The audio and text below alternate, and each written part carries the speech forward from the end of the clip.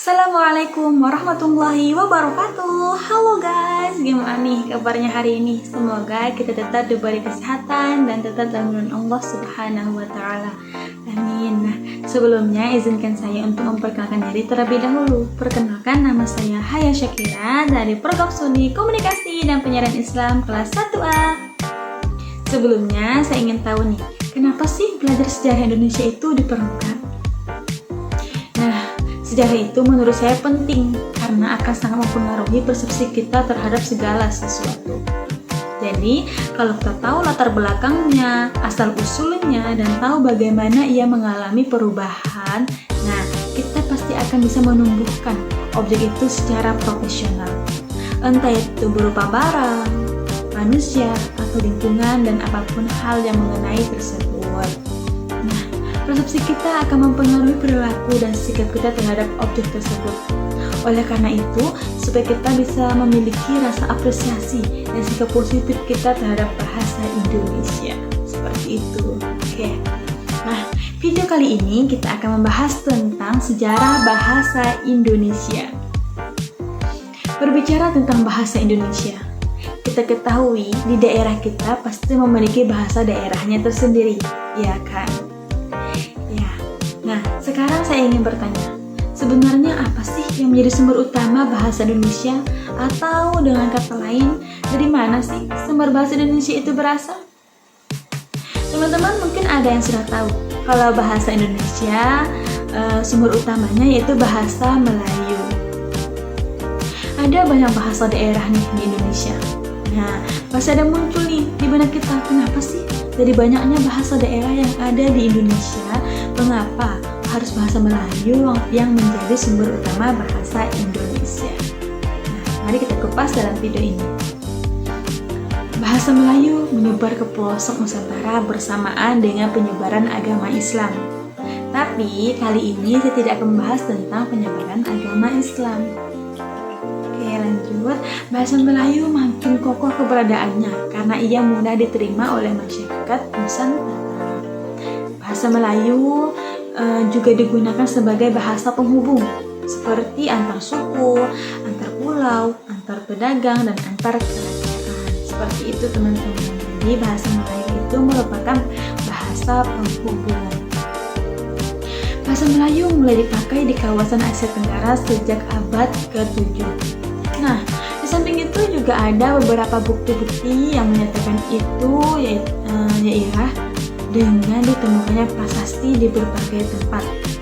Yang pertama, kedudukan Bukit Berangka tahun 683 Masehi di Palembang.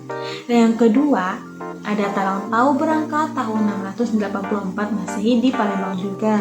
Nah, yang ketiga, Kota Kapur Berangka nih tahun 686 Masehi di Bukit Barat. Dan yang terakhir, Karangbirahi Berangka tahun 688 Masehi di Jambi. Prasasti-prasasti itu bertuliskan huruf Pranagari, yaitu bahasa Melayu kuno. Nah, perkembangan bahasa Melayu di wilayah Nusantara mempengaruhi dan mendorong tumbuhnya rasa persaudaraan serta rasa persatuan bangsa Indonesia. Ada 4 yang menyebabkan bahasa Melayu dianggap menjadi bahasa Indonesia, yaitu yang pertama, bahasa Melayu merupakan lingua franca di Indonesia. Apa sih lingua franca itu? Lingua franca itu merupakan bahasa penghubung dan perdagangan. Jadi, dulu tuh orang-orang berkomunikasi antar suku tidak mungkin dong mereka menggunakan bahasa daerahnya sendiri untuk berkomunikasi dengan suku-suku yang lainnya. Seperti itu. Nah, yang kedua, sistem bahasa Melayu sederhana dan mudah dipelajari. Karena dalam bahasa Melayu tidak dikenal dengan tingkatan bahasa layaknya bahasa Sunda maupun bahasa Jawa. Yang ketiga, suku-suku yang ada di Indonesia dengan sukarela menerima bahasa Melayu menjadi bahasa Indonesia sebagai bahasa nasional. Yang keempat, bahasa Melayu mempunyai kesanggupan untuk dipakai sebagai bahasa kebudayaan. Pada saat itu banyak sastra-sastra Indonesia yang menggunakan bahasa Melayu. Misalnya, pada masa Balai Pustaka, karya sastra seperti Siti Nurbaya itu menggunakan bahasa Melayu. Lanjut ke Madrid Gangga baru, muncullah sastra baru yaitu Tenggelamnya Kapal Pandologi karya Haji Abdul Malik Karim Amruf atau sering kita kenal yaitu Buya Hamka. Yang beliau juga sering menggunakan bahasa Melayu pada zaman itu. Pada zaman yang sama, sastrawan Amir Pen dengan novel yang berjudul Belenggu, beliau juga menggunakan bahasa Melayu. Seperti itu. Nah, sekarang pertanyaannya, bahasa Indonesia lahirnya kapan sih? Untuk menjawab pertanyaan itu ada dua momentum yang bisa kita gunakan untuk menjawab bahasa Indonesia itu lahirnya kapan. Yang pertama, secara politis. Bahasa Indonesia sudah lahir sejak 28 Oktober 1928, yaitu ketika bahasa Indonesia diikrarkan sebagai bahasa persatuan. Dan yang kedua, secara yuridis.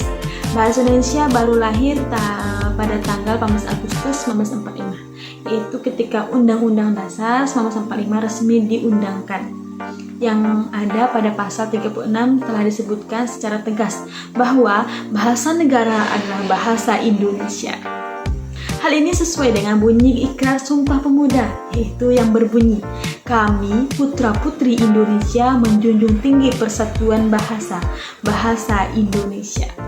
Oleh karena itu, ada dua titik penting, yaitu 1928 bahasa Indonesia secara politis dan 1945 bahasa Indonesia lahir secara yuridis.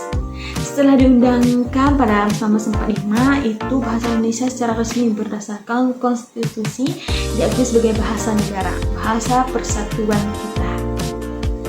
Nah, kemudian pada saat itulah perkembangan bahasa Indonesia sangat pesat. Setelah merdeka pada 1947, baru Indonesia membuat dan mengesahkan satu sistem ejaan sendiri yang bernama Ejaan Republik. Ini membuat bahasa Indonesia memiliki ciri yang berbeda dengan bahasa Melayu, meskipun secara kesejarahan masih satu rumpun seperti itu. Nah, pada saat itu identitas kita, satu bahasa kita itu berkembang. Pada tahun 1947, kita menetapkan satu ejaan bernama Ejaan Republik. Kemudian, pada 1972, kita sudah menetapkan ejaan baru lagi tuh, yang namanya Ejaan yang disempurnakan atau yang kita kenal EYD. Pada tahun 2015, kemarin EYD dinyatakan tidak berlaku lagi, dan hari ini kita menggunakan Ejaan Bahasa Indonesia atau Pedoman Ejaan Bahasa Indonesia atau PUB. Artinya, bahasa Indonesia mengalami metamorfosis yang cukup jauh dan cukup panjang yang membuat keberadaannya semakin berubah dan semakin lengkap. Demikianlah pembahasan tentang sejarah bahasa Indonesia yang dapat saya sampaikan. Kurang lebihnya saya mohon maaf. Sekian, terima kasih. Assalamualaikum warahmatullahi wabarakatuh.